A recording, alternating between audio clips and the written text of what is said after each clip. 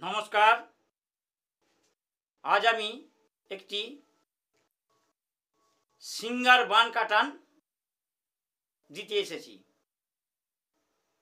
অনেক লোক ভাববে যে সিঙ্গার জিনিসটা কি।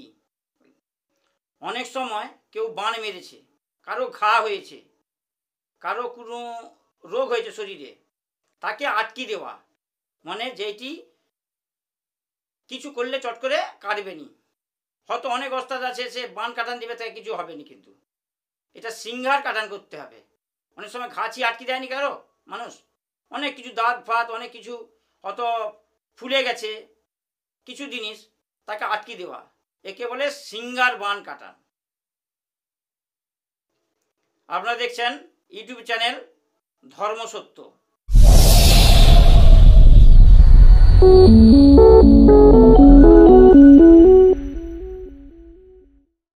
তা মন্ত্র শুনুন। ভার কাটম সম্ভার কাটম মত্তে দিয়া পা আপনি ভার বান কাটম জগৎ গৌরীর মা। যার ভারে বান কাটম নাহি স্থির ইঙ্গলা পিঙ্গলা কাটম পুরুষ বান সন্ধান বান এই মহিতলে। জয় জয় মহাপ্রভুর জয় বনমালী রঘুনাথের আজ্ঞায় সংহার বান ফিরাইলাম আমি। নাহি রক্ত নাহি পুজ নাহি কনকনানি কার আজ্ঞায় ষোড়শ সিংহারের আজ্ঞায়। শীঘ্র ফিরে যা শীঘ্র ফিরে যা শীঘ্র ফিরে যা।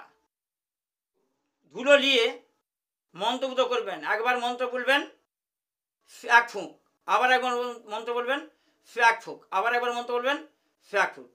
লাস্টের ফুঁকটায় ধুলোটো নিয়ে সব উড়ে যাবে।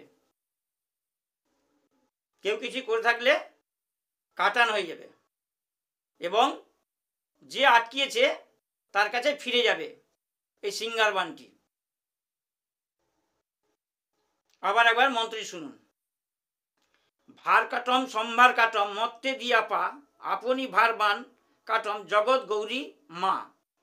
যার ভারে বান কাটম নাই স্থির ইঙ্গলা পিঙ্গলা কাটম পুটুষ বান সন্ধান বান এই মহিতলে।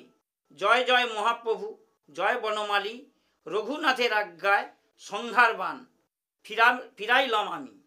নাই রক্ত নাই পুজ নাই কনকনানি কার আজ্ঞায় ষোড়শ সিংহারের আজ্ঞায়। শীঘ্র ফিরে যা শীঘ্র ফিরে যা শীঘ্র ফিরে যা। তাহলে তিনবার মন্ত্র, তিনবার ফুঁক। কিছু হাতে ধুলো নিয়ে একবার মন্ত্র বললেন ফ্যাক ফুঁক, আর একবার মন্ত্র বললেন ফ্যাক ফুঁক। তিনবারের বেলায় যা ফুঁক দিবেন ধুলোটা উড়ে চলে যাবে। এতে যদি সিঙ্গার বান করে রাখে তা কাটান হয়ে যাবে। বুঝা গেল? যদি না বুঝতে পারেন কমেন্টে জানাবেন বা ফোন করে জেনে নেবেন।